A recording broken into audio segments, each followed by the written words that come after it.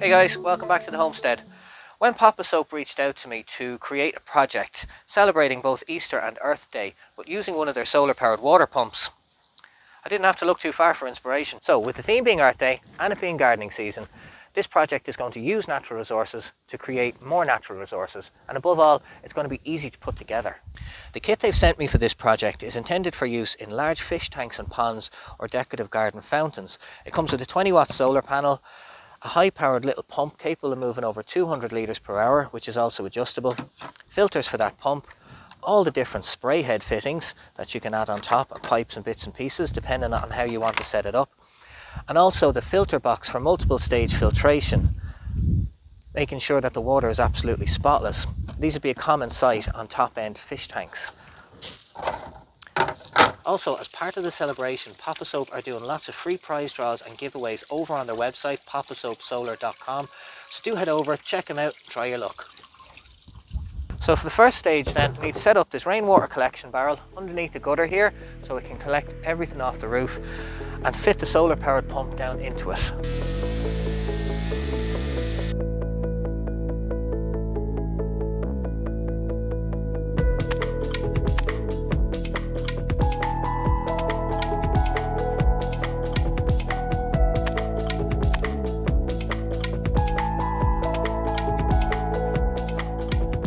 If I connect up the solar panel, which has these handy little waterproof connections on it, we can test it out.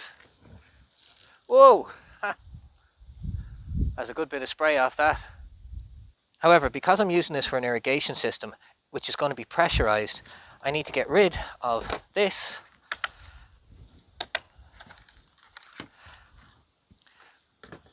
and use some Jubilee clips and a bit of garden hose instead so that it can fit onto the tap that's going to come out of the water tank.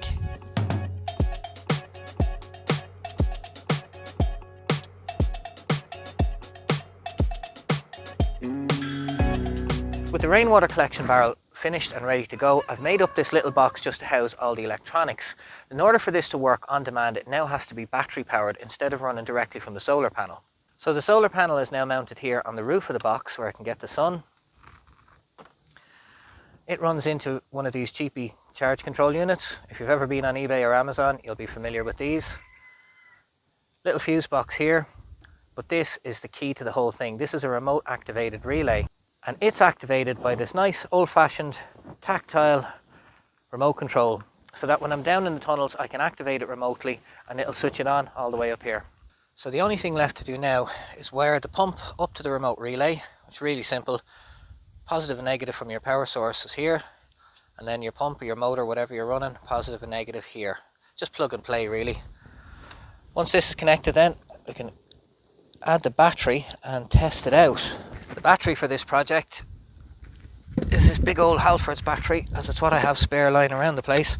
Way too big for the job. It's a 60 amp hour battery. Bit of water in the tank, pump is submerged. If this has worked, that pump should start pumping and hopefully not get burnt out. Okay, here we go. Please don't burn out. Oh, yes! Oh, go on, you buy it!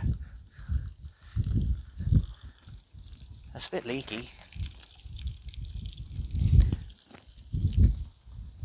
Alright, turn it off.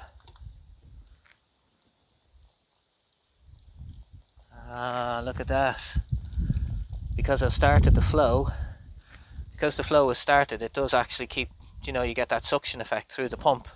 But it works. Okay, next thing to do now is set up the irrigation system down in the tunnel, and we can test it out, and I will eventually just get a decent tap for here that won't leak.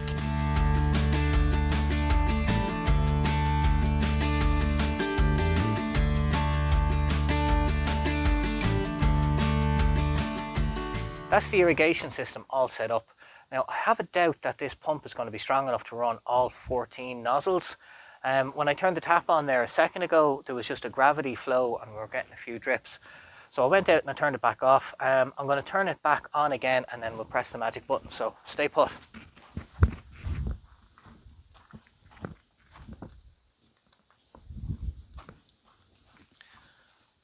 Okay, getting a few little squirts coming out. I'll probably have to adjust up a lot of these nozzles as well. But okay, here we go. Press the magic button. Probably take a few minutes to pressurize as well. What I'm hoping to see is that the spray will start to turn into a mist. Okay, let's have a look. Let me grab this. Alright, this is the furthest one away. Just kind of a crappy little squirt really, nothing much going on. But it is spraying out of all of them, so maybe I can work on it a bit. Okay, so I've adjusted up all the nozzles, but that's pretty much as good as it gets with the Poposoap pump. It's given just a light mist and sporadic spray patterns for all my carrots. Yes, it is misting out of all 14 nozzles, but it's definitely more suited to a drip irrigation system. So guys, there's the result. The Poposoap solar powered water pump would successfully run a drip irrigation system, just not the pressurized spray system like I had intended to set up today. Maybe in a smaller tunnel like this little mini one, which is only 2 meters this way by 4 meters that way, it would have better results, but just not in the larger 4 meter by 3 meter with 14 spray heads running. Either way, it's intended for use in fish tanks, fish ponds and decorative fountains, so the fact that it worked is definitely a result and a surprise from such a small little pump. If you're interested in getting one, I'll leave a link in the description below. And don't forget to check out poposoapsolar.com. They've got a competition on for Earth Day and Easter where you can enter and win some prizes and, you know, try your luck. Other than that, if there's any of the other equipment I used today that you're interested in, let me know in the comments and I'll answer you there and hit you up with the information. So, hope you found this interesting. Hope you found it useful. Thanks for tuning in and I'll see you in the next one, guys.